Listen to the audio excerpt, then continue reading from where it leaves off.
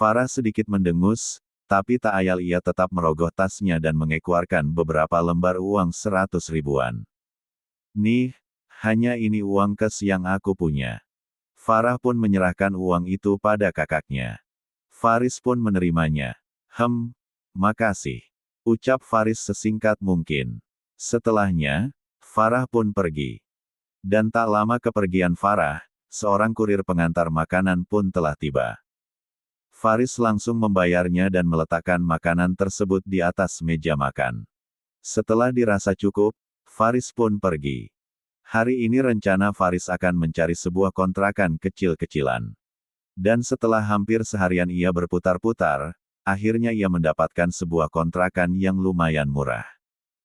Yakni 500 ribu per bulan, dan tak perlu dijelaskan lagi, uang segitu pastilah mendapatkan kamar cuma sepetak. Faris yang merasa lelah pun langsung membaringkan tubuhnya di alas sekedarnya, alas yang cuma sekedar karpet untuk alas tempatnya tidur. Keesokan paginya, setelah Faris sudah menyelesaikan surat lamaran, ia pun akan berangkat untuk melamar. 89. Kerja di perusahaan-perusahaan yang ada di kota ini. Sudah beberapa perusahaan yang ia datangi, tapi setelah mengecek datanya, benar saja. Status mantan napi sudah melekat di namanya. Tanda hubung. Namanya sudah ditandai warna hitam, yang artinya sulit untuk mendapatkan pekerjaan. Faris pulang dengan langkah yang lemah dan lesu, hari ini ia sudah mendatangi lebih 0 perusahaan, tetapi semuanya menolak.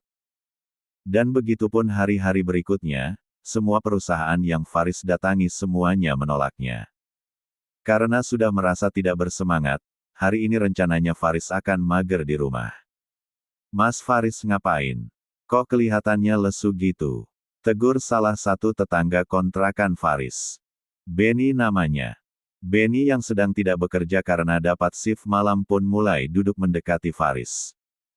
Kebetulan keduanya mulai akrab karena Faris sudah berubah menjadi welcome pada para tetangga barunya. Gimana gak lesu Ben? Sudah berhari-hari aku melamar kerja, tapi tidak ada satupun yang mau menerimaku bekerja. Keluh Faris yang mulai curhat pada Benny. Jangan salah, tidak hanya para perempuan saja yang bercurhat, para lelaki pun juga akan curhat jika dirasa pening dengan permasalahannya. Ya contohnya seperti Faris ini, apalagi Benny ini sosok teman baru yang enak diajak ngobrol dan enak untuk mencurahkan isi hati. Mendengar itu, bukannya ikut merasa prihatin Benny malah terlihat sumringah. Nah, pas banget. Kebetulan sekali ada temanku yang mau resign dari tempatku kerja Mas. Kata atasan jika punya teman dan mau bekerja boleh datang ke sana. Mas kalau mau datang aja ke RS tempatku bekerja, ya tapi cuma jadi OB sih Mas. Seru Benny menawarkan sebuah pekerjaan pada Faris. OB, ucap Faris yang nyaris seperti gumaman. Tak pernah ada bayangannya akan bekerja jadi seorang OB. OB sama saja seperti pembantu, babu kacung. 90. Iya mas, OB. Tapi jangan salah Nas Faris, di sana walau OB gajinya lumayan besar. 3,7 untuk karyawan baru, dan bisa lebih dari 4 juta jika sudah kerja lama di sana. Kalau mau mas bisa datang besok ke RS Ananda Permana. Kalau saranku sih, mending lamar aja mas ke sana, karena zaman sekarang cari pekerjaan sangat susah. Daripada nganggur kan. Sedangkan untuk biaya makan dan lain-lain itu masih terus berjalan. Kata Benny lagi. Faris nampak terdiam, dalam kepalanya sedang menimbang-nimbang tawaran kerja dari tetangganya ini. Aku pikirin dulu deh Ben, di RS mana tadi? Ucap Faris setelah lumayan lama terdiam. Ananda Permana, aku tunggu ya mas. Asik kok kerja di sana, teman sejawat sangat welcome tanpa pandang status. Sahut Benny. Faris pun mengangguk saja. Setelah itu keduanya pun mulai membahas hal lain. Setelah lumayan lama berbincang-bincang dan bertukar pikiran, Benny pun pamit hendak beristirahat. Malam pun tiba, lagi-lagi Faris merasa dilema, apakah ia harus menerima tawaran kerja Benny atau tidak. Menjadi seorang OB sama sekali tidak ada dalam bayangan Faris. Mengingat jabatannya yang dulu ketika menjadi seorang CEO, ia rindu dengan posisinya itu. Selain kerja yang cuma membubuhkan tanda tangan, ia juga bebas menyuruh apa saja kepada OB dan yang lain. Dan sekarang ia juga akan menjadi OB. Alamak, rasanya harga dirinya turun drastis. Dari seorang CEO jadi OB. Apa kata pohon toge? Tapi sepertinya tidak ada pilihan lain, karena sudah puluhan perusahaan yang ia datangi dan semuanya menolak dirinya. Alasan pertama karena ia yang cuma tamat SMU, dan yang kedua dan yang lain karena namanya sudah didaftarkan warna hitam. Masalahnya karena ia mantan napi dan juga seorang koruptor. Benar kata Benny tadi, cari pekerjaan di alam-alam ini sangat susah, daripada nganggur mending dia terima saja tawaran ini. Karena hidupnya harus terus berlanjut, tidak mungkin kan ia minta uang terus pada adiknya itu. 91. Mau ditaruh mana harga dirinya itu? Faris pun sudah membuat keputusan, besok ia akan mendatangi RS yang disebutkan Benny tadi. Sekarang ia pun membaringkan tubuhnya ke atas karpet yang seharga 35 ribuan, karena sudah terbiasa tidur di atas keramik tanpa ada alas, kini Faris sudah terbiasa tidur di lantai tanpa memakai kasur. Keesokan paginya, Faris segera bersiap-siap. Ia akan datang ke RS Ananda Permana untuk melamar kerja. Ia hanya menyeduh kopi hitam dan sebungkus roti sebagai sarapan pagi ini. Setelah sudah habis semuanya, Faris pun keluar dari kamar dan duduk menunggu Benny untuk keluar. Tak lama menunggu, Benny pun keluar dari kamar kontrakannya. "Ben," seru Faris saat sudah melihat Benny. "Mas Faris, ada apa mas? Ngomong-ngomong udah rapi aja pagi ini," kata Benny. "Ben, aku setuju dengan tawaran kerjamu kemarin. Aku mau melamar ke RS tempatmu bekerja, kita berangkat bareng ya," ucap Faris. Jelas saja, Benny pun sumringah. "Wah, beneran mas? Hayuklah kalau gitu. Seneng deh dapat teman baru di tempat kerja," ucap Benny terlihat senang. Faris mengangguk saja. Sebenarnya kalau tidak kepepet dia ogah mau kerja jadi OB. Tapi mau bagaimana lagi? Tidak ada perusahaan manapun yang sudi menerimanya bekerja. Jadi ya sudahlah. Daripada tidak kerja sama sekali kan. Mau dapat uang dari mana kalau ia tidak bekerja? Lantas Benny pun mengajak Faris untuk berangkat sekarang. Sampai di depan gang, Benny menyetop sebuah angkot. Satu lalu Benny masuk ke dalam angkot dan disusul Faris di belakangnya. "Bukankah kamu punya motor Ben? Kenapa malah naik angkot?" tanya Faris merasa heran. Setahu Faris Benny ini punya motor matic, dan selalu memakai motor jika berangkat kerja. Tadi ia lupa mau menanyakan karena Benny terus mengajaknya berbincang. "Oh itu, motorku lagi di bengkel mas, lagi ada yang gak beres sama tuh motor, maklumlah. Motor tua. Pun bekas saat belinya," sahut Benny. 92. Oh, Faris pun hanya beroh ria. Setengah jam kemudian, mobil angkot yang ditumpangi Benny dan Faris pun telah sampai di depan RS Ananda Permana. Keduanya turun dan langsung masuk ke kawasan rumah sakit. Benny langsung mengarahkan Faris ke pintu masuk khusus karyawan, kemudian mengajaknya untuk bertemu kepala pengawan OB. "Pak Alif, ini Pak ada temanku yang mau bekerja di sini," ujar Benny melapor pada atasannya. Pak Alif pun menelisik Faris. "Ini Pak, surat lamaran kerja saya." Faris pun menyodorkan surat lamarannya pada atasan Benny. "Tidak perlu, cukup KTP saja," ucap Pak Alif. Faris pun menyimpan kembali surat lamarannya lalu merogoh dompetnya dan mengambil KTP yang terselip di dalamnya. "Ini Pak, KTP saya." Pak Alif pun menerima KTP milik Faris. "Tunggu saja di sana," ucap Pak Alif seraya menunjuk kursi tunggu yang tak berada jauh dari mereka. Setelahnya Pak Alif pun berlalu ke belakang. "Yuk mas, aku temani dulu," kata Benny. Lantas keduanya pun duduk di kursi tunggu. Selang 10 menit, Pak Alif kembali. "Kamu diterima bekerja di rumah sakit ini, jadi OB dan besok kamu sudah bisa masuk bekerja. 3 bulan ke depan adalah masa training kamu, jika kinerjamu bagus, maka rumah sakit akan menjadikanmu karyawan di sini. Ujar Pak Alif. Bukan Faris yang tersenyum cerah tetapi malah Benny yang terlihat sumringah. Wah, beneran Pak. Alhamdulillah. Seru Benny. Tapi tidak dengan Faris, ia hanya tersenyum kecil dan menganggukkan kepalanya pelan. Karena kamu Ben, saya menerima temanmu ini bekerja di sini. Selain memang butuh pekerja baru, saya percaya sama kamu karena kamu sudah karyawan lama di sini. Ucap Pak Alif belak-belakan. Bukankah seharusnya Faris senang mendengar hal itu? Ketahuilah. Sekarang Faris sudah bukan pengangguran lagi. Tetapi dari mimik wajahnya terlihat biasa saja, tidak senang maupun sedih. Terkesan agak dingin. 93. Pak Alif pun pergi. Nah Mas, selamat ya, sudah diterima bekerja di sini. Mas pulang aja dulu, besok kesini lagi dan mulai kerja. Semoga aja motorku sudah selesai diperbaiki, jadi besok Mas bisa nebeng aku kesininya. Oceh Benny tiada henti. Ya udah, kau bekerjalah. Aku akan pulang. Ucap Faris.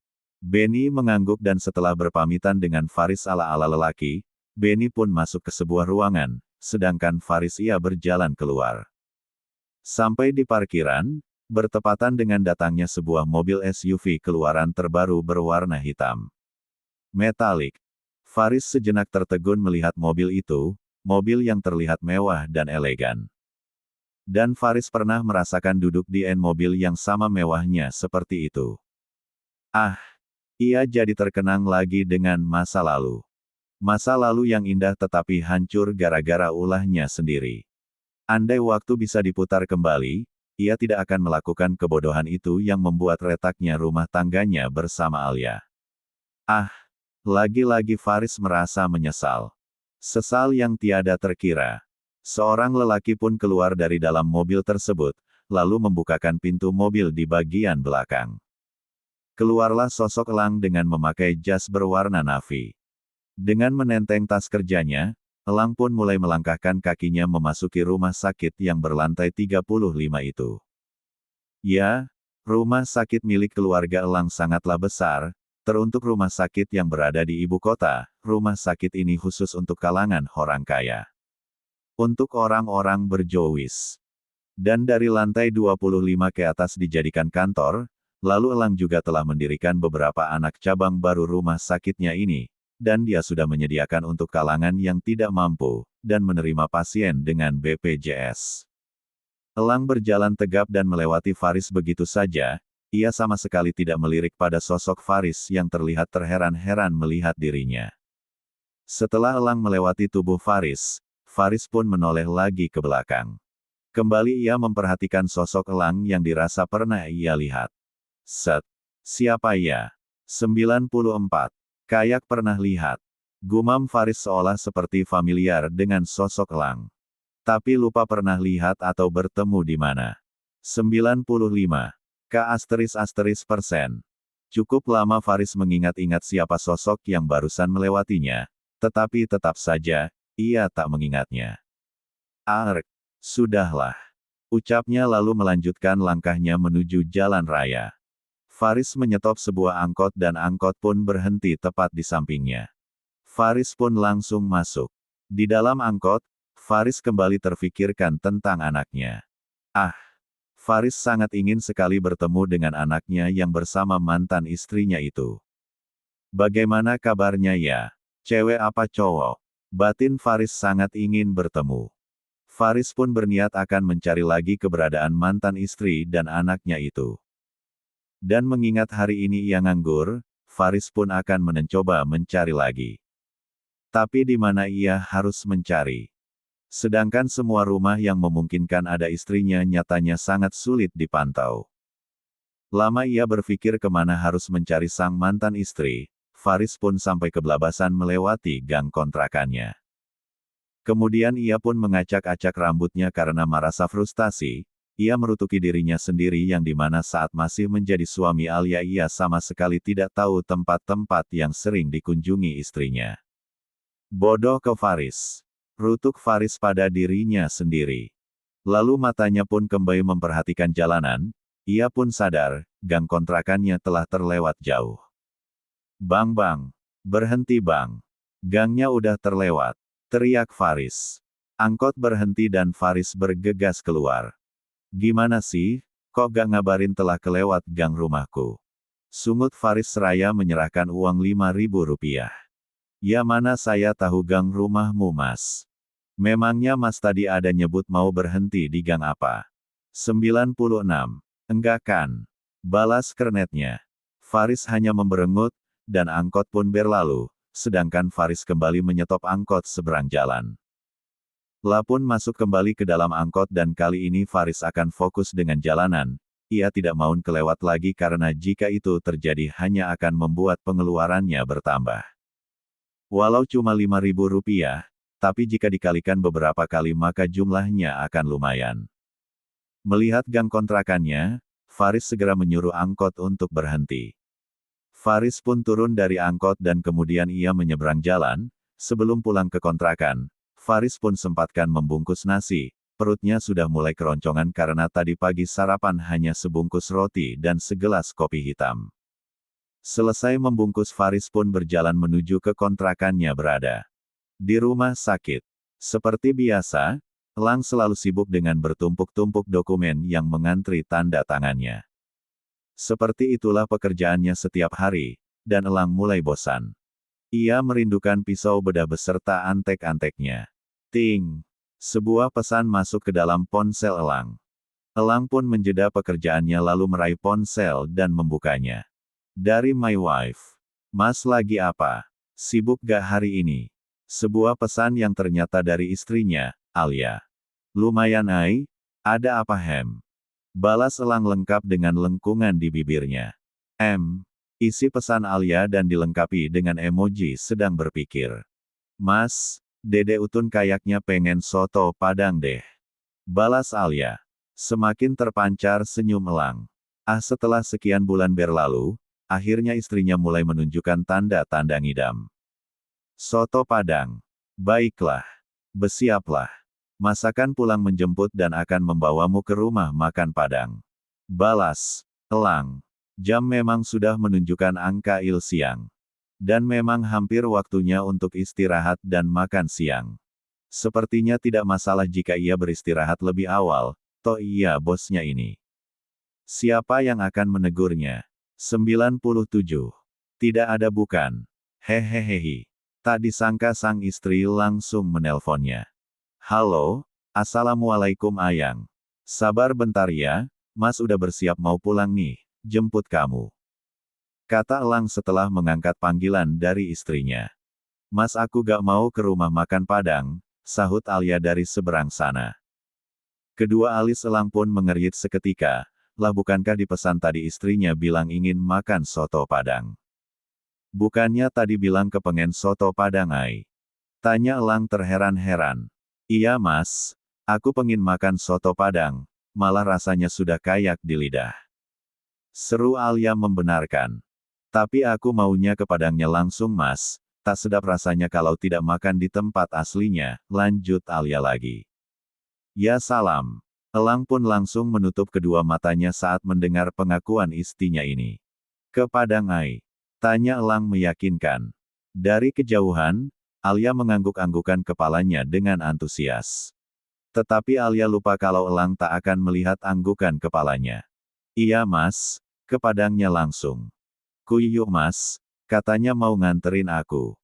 Dede Utun di dalam perut udah meronta-ronta nih. Ucap Alia lagi, membenarkan. Sontak saja, Elang langsung memijit pelipisnya, lalu matanya pun melirik ke arah tumpukan dokumen yang meminta tanda tangannya.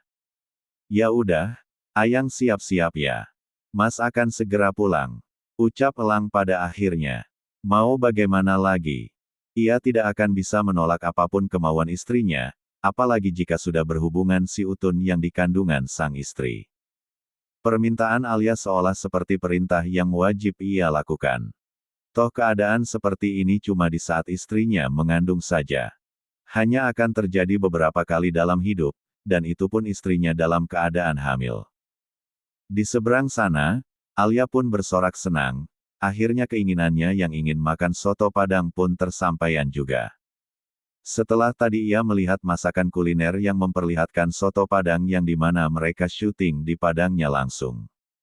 Tentu saja Alia langsung ngiler seketika. Alhamdulillah. 98. Beginilah beruntungnya punya suami sultan. Apapun keinginanmu pasti akan dikabulkan. Hahaha. Bukan maksud memanfaatkan, hanya saja keinginan itu datangnya tiba-tiba dan tanpa diundang. Sabar ya. Nanti jika nyonya sudah puas ngidamnya kalian akan segera mendapatkan tanda tangan. Ucap Elang seperti orang gila. Masa dokumen diajak bicara. Bewahahaha. Elang-elang. Ngadi-ngadi saja. Setelah puas berpamitan dengan para dokumen-dokumennya, Elang pun berlalu keluar dari ruangannya. Tuan mau kemana? Tanya asisten Elang saat melihat tuannya keluar dari ruangannya. Aku mau pergi. Ada sedikit keadaan urgen. Dokumen masih banyak yang belum ditandatangani, jika banyak yang mempertanyakan bagaimana kelanjutan tentang kerjasama, bilang saja aku sedang sibuk. Dan suruh sabar. Kalau tidak mau sabar mereka boleh kok tidak melanjutkan kerja sama ini. Pesan Elang sesaat sebelum meninggalkan kantor. Tapi Tuan, sore ini Anda ada rapat dengan Tuan Bastian. Ucap Dimas mengingatkan. Nama asisten Elang bernama Dimas. Batalkan saja, ucap Elang lalu berlalu begitu saja dari hadapan Dimas. Dimas pun menghela nafas frustasi. Ah, lagi-lagi dia yang harus menghandle semuanya. Elang jalan dengan terburu-buru, saat ini baginya istrinya lah yang terpenting. Dan urusan rumah sakit, ia bisa mengandalkan Dimas. Itu kenapa Tuan Prof jalan seperti terburu-buru gitu ya? Cetus seorang suster yang tak sengaja melihat Elang yang sedang melintas. Mana-mana, sahut temannya. Itu. Iya. Kok buru-buru gitu jalannya? Tapi kok tetap ganteng aja ya mukanya, hihihi. Cetus temannya lalu cekikikan sendiri. Hus, ini masih jam kerja, jangan bercanda terus, nanti kena tegur atasan. Tegur salah satu teman mereka yang tak terpesona dengan Elang. Karena dia sudah menikah beberapa bulan yang lalu. Kedua temannya pun langsung diam seketika. Dan kemudian mereka melanjutkan pekerjaan mereka masing-masing. 99. Sedangkan di kediaman Elang Alia tengah bersiap-siap, karena akan pergi ke Padang. Alia terlihat sumringah. Ia berdandan dengan bersenandung ria. Elang dan Alia sudah tinggal di rumah mereka sendiri, walau anak tunggal tetapi Elang lebih memilih membeli rumah sendiri. Selain demi privasi mereka, Elang juga ingin membuat istrinya itu nyaman tinggal bersamanya. Dan satu yang terpenting, Elang tahu betul Alia ada sedikit trauma tinggal dengan mertua. Makanya itu Elang lebih memilih membeli rumah untuk keluarga kecil mereka. Sedangkan rumah yang milik Alia dikontrakan, dan rumah yang mereka tinggali juga tak kalah besarnya dengan rumah milik Alia. Letak perumahan mereka pun tak begitu jauh dari rumah Papa Bayu dan Mama Fitri, jadi jika kangen sewaktu-waktu mereka bisa berkunjung kapan saja untuk menengok orang tua Elang. Selesai. Seru Alia dengan tersenyum lebar. Kini ia berdiri di depan kaca, melihat pantulan dirinya sendiri yang menurutnya tubuhnya bertambah lebar. Menyadari itu, Alia pun jadi memberengut kesal, bibirnya maju beberapa senti karenanya. Istriku yang cantiknya kayak bidadari ini kok manyun gini sih? Ada apa? Tanya Elang yang tiba-tiba saja sudah masuk ke kamar dan mendekap istrinya dari belakang. Alia sedikit terlonjak kaget, tapi cuma sebentar, selanjutnya ia kembali manyun. Ini Mas, perhatiin deh. Tubuhku setiap hari kayaknya makin lebar aja. Gerutu Alia dengan bibir yang masih manyun. Elang tersenyum mendengarnya, lalu ia sedikit menolehkan wajah sang istri dan kemudian. Kap, Elang mencium sekilas bibir ranum istrinya itu. Lebar apanya? Tambah semok iya ayang. Dan itu malah membuat Mas tambah gemes. Suka deh, lihat istriku tambah berisi begini. Jadi Mas gak dikatai orang lagi kalau istriku tidak kuberi makan. Saking kurusnya. Komen Elang. Bukannya senang Alia malah semakin menekuk wajahnya. Gombal aja kamu Mas. Mana ada suka sama orang gembrot. Sungut Alia yang sudah berubah suasana hatinya. Tadi yang bunga berubah seketika jadi muranem. Hanya karena ia melihat tubuhnya sendiri yang semakin lebar di setiap harinya. Aku. Aku akan menyukai semua bentuk fisik Muai, karena cinta yang tulus dan sejati tak memandang fisik pasangannya. Terlebih karena mengandung anak-anakku kamu jadi mengeluh gendut begini. 100. Padahal ini mah bukan genemdut, hanya tambah gemoy aja. Dan membuat Mas semakin bergairah. Kata Elang dengan kerlingan mata dan membuat hati Alia meleleh seketika. Alia pun tersenyum malu-malu. Bagaimana kalau kita main sebentar? Bisik Elang dengan suara yang mulai berat. Tubuh keduanya yang menempel seperti perangko membuat libido Elang bangkit seketika.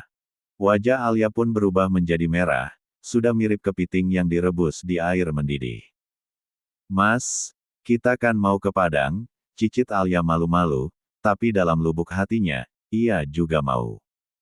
Hanya malu saja dan sedikit jual mahal. Mendengar itu Elang pun menahan hasratnya, karena Dede Utun yang meminta jadilah ia akan memenuhi keinginan istrinya yang satu itu. Ya udah, kita berangkat sekarang yuk. Kasihan Dede Utunnya, pasti udah ngiler di dalam sini. Ucap Elang dengan lembut, tangannya pun terulur untuk mengusap-usap perut sang istri yang masih terlihat rata. Alia malah mematung, sedetik kemudian wajahnya kembali muranem. Elang yang melihatnya jadi mengeritkan alisnya. Kenapa Ayang? Kok wajahnya kembali mendung begini? Tanya Elang yang sama sekali tidak peka. Elang tidak sadar, akibat ucapan yang menginginkan istrinya tadi membuat gairah Alia timbul seketika. Apalagi ditarembah hembusan nafas Elang yang tepat di kuping Alia, membuat Alia bertambah menjadi kepingin. Hanya ia malu saja untuk mengiyakan. Ia maunya yang sedikit dipaksa-paksa. Hahaha. Aduh, malu aku mak. Au ah. Alia pun melepas rangkulan tangan suaminya lalu berlalu. Loh ai. Kok tiba-tiba ngambek gitu? Elang pun mengejar sang istri yang sepertinya sedang merajuk itu. 101. Ai. Tunggu. Kok ngambek gitu sih? Ada apa? Apa aku ada berbicara salah? Ucap Elang mengekori sang istri yang sedang merajuk. Langkah Alia pun terhenti seketika, lalu ia berbalik. Begitupun juga Elang, ia juga langsung menghentikan langkahnya ketika sang istri berhenti dan berbalik badan. Elang sedikit menghela nafas lega, untung saja kakinya punya rem yang cakram. Hampir saja ia menubruk sang istri dari belakang. Bisa gaswat kalau itu sampai terjadi. Mas. Kamu benar-benar ya. Gak peka. Sungut Alia dengan memanyunkan mulutnya. Wajah Elang pun terlihat bodoh, ia sama sekali bingung dengan sikap istrinya ini. Gak peka. Memang gak peka soal apa? Elang menggaruk sebelah pipinya, ia sama sekali tidak mengerti. Maaf Ai, tapi Mas sama sekali tidak mengerti. Ya udah, gini aja. Ayang mau apa hem? Dengan sabar Elang berusaha bersikap lembut kepada istrinya. Walau selama ini sikap Elang memang selalu lembut, tapi menghadapi ibu hamil sangatlah tidak mudah. Butuh kesabaran yang ekstra. Sikap lembut seseorang pun bisa saja menguar ketika dihadapkan di situasi yang menyebalkan. Apalagi dengan sikap istrinya yang mudah berubah-ubah setiap saat, sungguh sangat menguras kesabaran. Tapi untung saja dirinya seorang dokter. Jadi Elang mengerti kalau ibu hamil bawaannya memang seperti itu. Wajah Alia memerah seketika, dalam hati Alia merutuki suaminya. Bagaimana mungkin ia bilang kalau kepengin, itu? Ya jelas malulah. Walau hidup bersama sudah hampir 5 tahun, tetapi Alia masih merasa malu terhadap suaminya. Apalagi jika harus minta duluan. Mungkin itu tidak akan pernah terjadi. Tapi sepertinya saat ini situasinya berbeda, entah mengapa rasa keinginan untuk bercocok tanam sangat ingin dilakukan. Alia sampai sakit kepala karenanya. Mas, ayo main dulu, seru Alia pada akhirnya. Sepertinya ia sudah tidak tahan. Ada sesuatu yang 102 bergejolak di dalam perutnya. Elang pun semakin mengerutkan keningnya. Istrinya sedang mengajaknya main. Main apa? Elang sama sekali tidak mengerti. Main. Main apa ai? Tanya Elang dan membuat Alia semakin gondok. Bukankah tadi Mas ngajak main sebentar dulu? Is. Nyebelin. Sungut Alia seraya mendengus kesal. Elang pun melongo. Lalu sedetik kemudian bibirnya tertarik dan membentuk sebuah senyuman. Ya ampun ai. Bilang dong dari tadi. Jadi ayangnya Mas lagi kepengin ya? Ujar Elang seraya mendekat pada sang istri. Wajah Alia yang sudah memerah pun semakin merah saja, sudah mirip dengan kepiting rebus. Bibirnya juga semakin manyun. Grab, Elang memeluk erat istrinya. Uluh, kamu gemesin banget sih ai. Katanya tadi gak mau. Kok sekarang? Ucap Elang sedikit menggoda istrinya. Alia yang merasa malu pun mencubit keras perut kotak-kotak Elang. SSSTTT. Elang sedikit meringis ketika merasa perutnya seperti dicapit oleh tangan kepiting. Mas. Keluh Alia dengan wajah yang masih memerah. Kap. Elang yang memang pada dasarnya sedang, pengen, pun langsung mengecup bibir ranum Alia. Alia sedikit mematung. Kemudian, Elang melepas kecupannya dan memandang penuh cinta pasa istrinya. Dan cukup lama. Alia yang sudah terangsang pun sudah tidak sabar, entah mengapa tubuhnya seperti bergerak sendiri. Kap. 103. Kini giliran Alia yang mengecup bibir suaminya. Mata Elang sedikit terbelalak, tapi selanjutnya tersenyum dengan aksi tak terduga sang istri. Elang pun mulai membalas kecupan istrinya, dari kecupan menjadi sesapan lalu lumatan. Perlahan-lahan keduanya berjalan menuju ranjang, lalu bruk. Dengan sedikit sentakan, Alia mendorong tubuh Elang dan seketika tubuh Elang jatuh dan telentang di atas peraduan mereka. Alia seperti sudah dikuasai kabut gairah, perlahan Alia naik di atas tubuh Elang.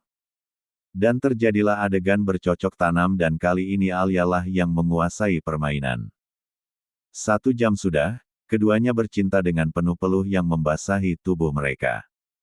Beberapa menit kemudian, keduanya pun selesai dengan mendapatkan kepuasannya masing-masing. Elang mendekap erat tubuh istrinya, dan Alia menyender nyaman di dada bidang Elang. Nafas keduanya masih berderu, tadi keduanya sangatlah bersemangat. Terlebih Alia. Ai, kalau kepingin langsung saja ya, Mas seneng deh kalau kamu agresif seperti tadi. Cetus Elang dengan senyum yang terkembang. Au, tiba-tiba Elang menjerit. Alia kembali mencubit keras perut kotak-kotak milik Elang. Bisa diem gak? Sungut Alia kesal. Lalu Alia menyembunyikan wajahnya kembali. Sungguh ia merasa sangat malu. Tadi baru pertama kali ia berlaku agresif dan meminta duluan. Elang pun terkekeh, dan mengeratkan pelukannya lalu mencium pucuk kepala sang istri. Tapi serius loh ai, Mas seneng banget. Terasa sensasinya berbeda. Ucap Elang lagi tak henti-hentinya menggoda sang istri.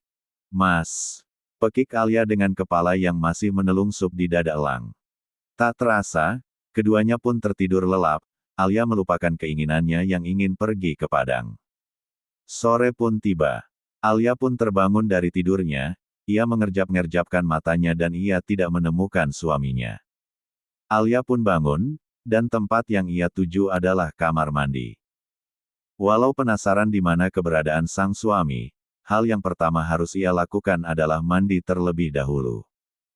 Selesai mandi, Alia melaksanakan sholat asyar, baru setelah itu ia turun dari lantai atas dan menuju lantai bawah. Tentu saja Alia turun menggunakan lift. Semenjak hamil yang kedua ini, Elang sangatlah posesif dan menyuruh sang istri harus pakai lift kalau mau naik turun ke lantai atas. 104. Mas. Seru Alia saat melihat suaminya sedang memberi makan ikan koi peliharaannya bersama Nathan dan Naila. Lantas Elang menoleh. Lalu tersenyum manis saat melihat kehadiran sang istri. Ai, Bunda. Seru Elang dan si kembar secara bersamaan. Alia juga membalas senyum ketiganya. Ia berjalan mendekat sedangkan si kembar Nathan dan Naila berlari menuju bunda mereka. Bunda. Seru keduanya saat sudah mendekap bunda menerka secara bersamaan. Halo sayang, Sudah pada mandi belum anak-anak bunda? Ucap Alia seraya mengecup satu persatu pipi putra dan putrinya. Sudah bunda, tadi mandi sendiri dengan diawasi Sus, jawab Naila. Nathan mengangguk membenarkan. Pantas saja pada wangi ya. Aku wangi stroberi bunda. Celoteh Naila. Abang wangi melon bunda. Sambung Nathan. Kedua bocah kembar itu sangat suka wewangian berbau buah. Iya, pantesan seger banget. Bunda cium lagi ya. Kata Alia lalu menghadiahi ciuman maut kepada dua anaknya. Hahaha. Dua bocah itu tertawa terbahak-bahak. Loh, ayah gak dicium juga bun? Ayah juga mau loh, diciumin bunda seperti saat di kamar tadi. Seloroh elang yang tiba-tiba ikut nimbrung. Sontak saja, mata Alia pun melotot sempurna mendengar ucapan suaminya yang terkesan absurd itu. Mas, ada anak-anak, ucap Alia tertahan. Wajahnya kembali bersemu merah saat diingatkan bagaimana agresifnya dia saat melakukan percintaan beberapa waktu tadi. Bunda, wajah bunda kok melah. Bunda sakit ya? Ucap Naila terheran-heran saat melihat wajah bundanya berwarna merah seperti buah tomat yang sudah kematangan. PPF. Elang pun mengulum senyumnya, ia gemas sekali melihat istrinya bertingkah seperti ini. 105. Sangat menggemaskan. Sontak saja, Alia memegang kedua pipinya yang memang terasa panas, tapi panasnya bukan karena demam. Melainkan karena merasa malu. Ayah. Tolong periksa bunda. Bunda demam itu. Wajahnya merah kayak buah tomat. Seru Nathan yang memerintah ayahnya untuk memeriksa bundanya. Nathan tahu kalau ayahnya seorang dokter. Ya udah, yuk bunda. Ayah periksa dulu. Seloroh elang menanggapi ocehan kedua anaknya. Matanya mengerling menggoda istrinya, dengan kedua alis yang dinaik turunkan. Memeriksa dalam artian yang berbeda. Sedangkan Alia hanya mendengus sebal. 106. Bunda gak apa-apa kok sayang. Tadi hanya dari dapur makanya wajah bunda merah. Bunda hanya merasa gerah saja, ucap Alia cepat, berusaha memberi pengertian pada dua anaknya. Bisa bahaya kalau sampai suaminya membawanya ke kamar lagi, bisa-bisa apa yang terjadi beberapa waktu lalu terulang lagi. Sedangkan untuk begitu lagi Alia merasa sangat malu. Pun tubuhnya yang sudah lemas minta diisi amunisi. Amunisi dalam artian yang sesungguhnya, yakni makanan. Beneran bunda gak lagi demam. Kalau bunda sakit mending bunda disuntik aja sama ayah, kata Nathan dengan mata yang membulat lucu. Lalu dianggupi dengan antusias oleh Naila. Betul tuh bunda. Dicuntik aja sama ayah. Ayah kan dokter. Pandai mencuntik. Pasti bunda cembuh, sambung Naila dengan suaranya yang masih cadel. Elang pun menahan senyumnya. Bener tuh bunda, apa kata anak-anak? Yuk masuk kamar, ayah periksa. Nanti ayah suntik, pasti langsung sembuh seketika. Elang langsung menyambar ucapan anak-anaknya, tentu dengan senyum yang melebar kemana-mana. Sampai-sampai semua giginya yang putih terekspos. Alia pun mendengus. Mas. Desis Alia lalu memelototi suaminya. Cepat ayah, periksa bunda. Seru kedua bocah itu bersamaan. Elang melirik, ia pun menggaruk-garuk kepalanya yang tidak gatal saat melihat istrinya yang masih setia memelototinya. Elang pun nyengir, lalu sedikit menunduk untuk mensejajarkan tubuhnya dengan kedua bocilnya. Hehehi, bunda gak apa-apa kok sayang. Bener kata bunda. Bunda hanya sedang gerah karena habis dari dapur membantu mbok masak. Lihatlah. Wajah bunda udah gak semerah tadi kan. Ucap elang pada akhirnya. Ia ngeri sendiri melihat mata istrinya yang melotot. Bukan apa. Ia hanya ngeri kalau bola mata sang istri sampai jatuh menggelinding karena terlalu sering dibuat melotot, ya seperti saat ini contohnya. Si kembar nampak membulatkan mulutnya lalu menoleh pada bunda mereka. Lalu keduanya mengangguk secara serempak. Iya bener, wajah bunda udah jadi pink, gak semelah tadi. Celoteh Naila. Betul itu betul. Sambung Nathan yang meniru gaya Upin Ipin, kartun favoritnya. Setelahnya, Alia pun berjalan mendekat ke pinggir kolam. Ia pun juga ikut memberi makan ikan seperti suami dan anak-anaknya tadi lakukan. 107. Lalu Nathan dan Naila kembali berebut mau memberi makan ikan, sore itu. Keluarga kecil itu pun saling bercanda ria dan terlihat harmonis sekali. Diam-diam dalam hati Alia mengucap syukur. Segala puji ia panjatkan kepada Tuhannya. Sungguh, dulu. Alia benar-benar tak menyangka kalau hari ini akan tiba dalam hidupnya. Yang mempunyai keluarga bahagia, keluarga harmonis dengan anak-anak yang lucu, yang cantik dan tampan. Benar apa kata mamanya, pastilah ada pelangi setelah hujan, apalagi badai yang menerpa hidupnya. Ternyata semua itu Allah siapkan untuk memberinya sesuatu yang fantastis. Pov Faris. Mulai hari ini aku akan bekerja, yang dimana pekerjaan ini tak pernah ada dalam bayanganku. Menjadi seorang OB, sungguh dunia menjadi jungkir balik ketika aku bercerai dengan istriku. Alia, sungguh aku sangat mencintaimu. Tapi bodohnya aku malah mengkhianatimu sehingga berimbas kamu menceraikanku. Harusnya aku berpikir dua kali untuk berselingkuh. Nyatanya kesenangan sesaat membuatku terjerumus ke lembah kesengsaraan dan kemiskinan. Menjadi supir menurutnya masih sedikit bagus, ketimbang jadi OB yang tak ubahnya macam kacung. Walau keduanya sama-sama kacung, setidaknya supir itu pegangannya kemudi, atau mobil. Lah kalau jadi OB, pasti tak jauh-jauh dari kain lap atau sapu dan pel. Sangat rendahan di mataku. Tapi mau bagaimana lagi? Di saat semua perkantoran menolak semua lamaranku, hanya RS itu yang menerimaku tanpa mengulik masa laluku. Entah karena mereka tidak meneliti dataku atau mereka yang sangat mempercayai Benny. Yang pasti mereka langsung menerimaku bekerja dan akan menguji coba dirimu selama 3 bulan. Tapi untungnya gaji di RS itu lumayan besar, di saat UMR di RS lain hanya kisaran 2,5 juta tapi di RS tempat Benny bekerja sudah 3 juta lebih. Hampir mencapai angka 4 juta. Tapi walau sudah terlampau besar masih besaran gajiku saat menjadi CEO di perusahaan istriku. Ah tidak. Maksudku mantan istri. Berbicara mengenai mantan istriku itu, dulunya aku sempat dendam kepadanya, karenanya aku dipenjara sampai 4 tahun lamanya. Wajar dong kalau aku dendam. Tadinya ketika keluar dari penjara aku berniat hendak membalasnya, tapi setelah kupikir ulang, sepertinya membalasnya hanya akan membuat diriku rugi.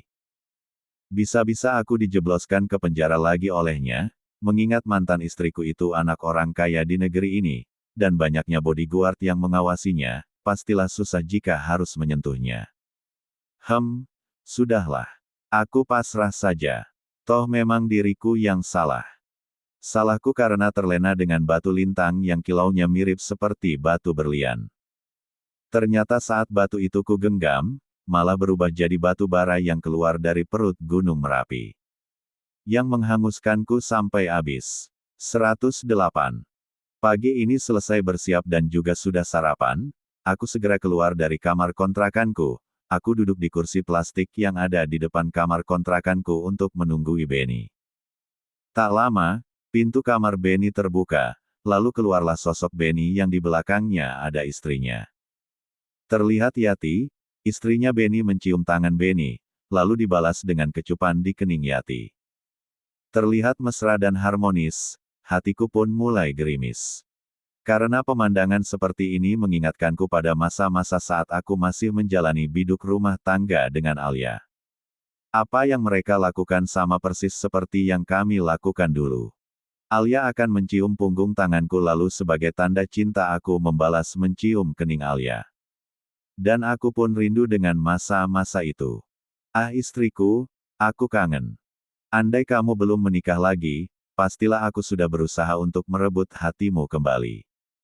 Aku akan berusaha dengan keras supaya mendapatkan kepercayaan darimu lagi. Mas, udah lama nunggu ya. Aku dikagetkan dengan suara Benny yang tiba-tiba udah ada di dekatku. Oh, memem. Enggak kok.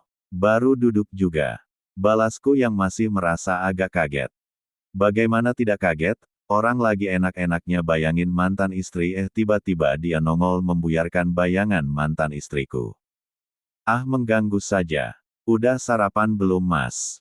Sebelum kerja wajib nyarap dulu mas, supaya tenaganya gak loyo. Biar roso. Seru Benny agak kocak. Bocah ini memang kocak dari awal. Dan itu lumayan menghibur. Udah kok, jawabku seadanya. Memang sudah kan? Ya udah mas, cuslah. Serunya. Aku mengangguk lalu menerima helm pemberian dari Benny dan memakainya. Setelahnya aku naik di boncengan motor Benny. Benny pun menarik gas motor dan membawa kami ke RS tempat kami bekerja. Setengah jam kemudian, kami sudah sampai di RS. Kami masuk ke bagian ruang khusus OB.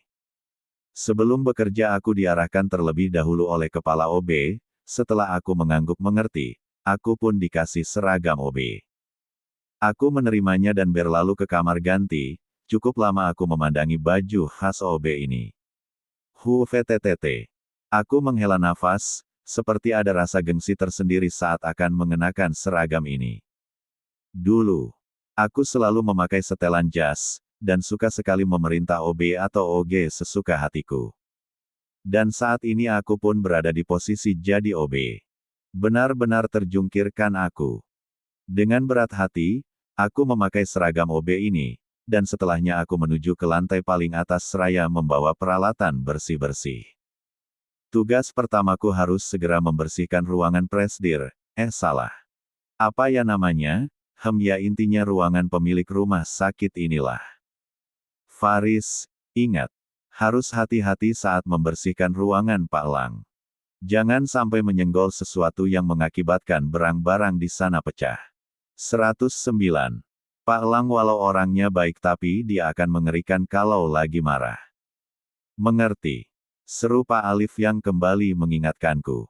Mengerti Pak, jawabku. Ya sudah, Ben. Sambil diberi arahan ya. Seru Pak Alif lagi. Siap Pak, Pak Alif tenang saja.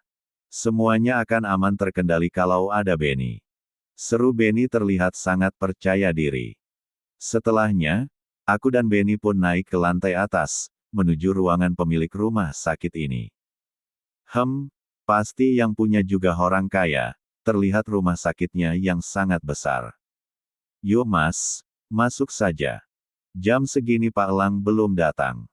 Kata Benny sesaat akan membuka pintu ruangan pemilik res ini, elang katanya. Haha, gak ada nama lain apa? Mengapa nama burung elang dipakai? Mungkin kedua orang tuanya kehabisan akal saat akan menamainya. Kami pun masuk, Benny untuk bagian elap mengelap, sedangkan memakai kemoceng. Lalu akan dilanjut disapu dan dipel. Tentu saja kami bahu-membahu saat membersihkannya nanti. Begitupun seterusnya, sampai 3 bulan berikutnya seperti itulah pekerjaanku di pagi hari, lalu setelahnya dilanjut membersihkan di tempat-tempat lain. Kini aku sudah 4 bulan bekerja di RS ini, dan hari ini aku baru saja diangkat menjadi karyawan di sini, jika ditanya apakah aku senang. Jawabannya ya lumayanlah. Karena diterimanya jadi karyawan itu berarti gajiku akan naik. Dan bulan ini aku akan menerima setidaknya 4 jutaan. Belum lagi uang tips-tips dari bos-bos atau terkadang dari pasien yang juga memberiku uang tips. Ya lumayanlah. Pagi ini setelah membersihkan ruangan pemimpin, aku dan Benny tak sengaja berpas-pasan dengan pemilik RS ini. Kami dengan kompak membungkuk lalu menyapa Pak Lang. Oh ya, Pak Lang ternyata lelaki yang kulihat beberapa bulan lalu. Ternyata dia masih muda, mungkin seumuranku. Tapi seumuranku dia sudah jadi pemimpin rumah sakit sebesar ini. Lah aku. Cuma jadi kacung. Sangat mengenaskan bukan? Pak Lang terlihat hanya mengangguk kecil menanggapi sapaan kami. Cek. Sombong sekali. Mentang-mentang pemilik jadi wajah dan sikapnya sepaneng aja kayak papan triplek. Menyebalkan bukan? Sudah disapa-sapa dan diberi penghormatan tetapi tanggapannya hanya anggukan kecil, kadang cuma saja. Sore pun tiba, sebentar lagi waktunya untuk pulang. Tiba-tiba telepon ruangan ini berdering dan ternyata dari Pak Lang. 110. Mas, tolong ke ruangan Pak Lang ya. Ada yang tumpah di sana. Disuruh bersihin katanya. Aku lagi mules nih. Kayaknya masuk angin deh, tebukti tadi eekku encer. Cetus Benny lalu langsung ngacir menuju ke WC. Cek, sialan tuh anak. Mana pakai bilang eeknya encer lagi, bikin mau muntah gorengan yang baru selesai ku makan aja. Dengan cekatan aku pun segera menuju ke ruangan Pak Lang. Tok, tok, tok. Sebelum masuk aku mengetuk pintu terlebih dahulu. Setelahnya aku masuk dan saat sampai dalam ruangan, terdengar sangat gaduh. Entah dari mana datangnya, di ruangan Pak Lang ada dua bocil yang sedang lari-larian. Apakah itu anak-anak Pak Lang ya? Terbukti mereka yang memanggil Pak Lang. Faris, tolong itu dibersihkan ya, tadi putraku tak sengaja menumpahkannya. Ucap Pak Lang, tentu dengan wajah dan nada yang dingin. Terkadang aku sampai heran, betah gitu ya dia sepaneng gitu, kok perasaan wajah ia itu gak ada senyum-senyumnya. Iya Pak, jawabku lalu segera membersihkan tumpahan minuman itu. Saat akan membersihkan, anak Pak Lang yang lelaki mendekat ke arahku, ternyata ia hendak mengambil robot mainannya. Misi Om, boleh tolong ambilkan robotku Om. Ucapnya terdengar sopan. Aku pun tersenyum, lalu mengambilkan dan kemudian memberikannya. Senyumku luntur seketika saat melihat rupa anak lelaki ini dari dekat. Wajah itu mirip sekali dengan dia. Alisnya, bentuk matanya, dan bahkan bibirnya pun sama persis. Aku pun mematung dan mataku menatap intens kepada anak Pak Lang ini.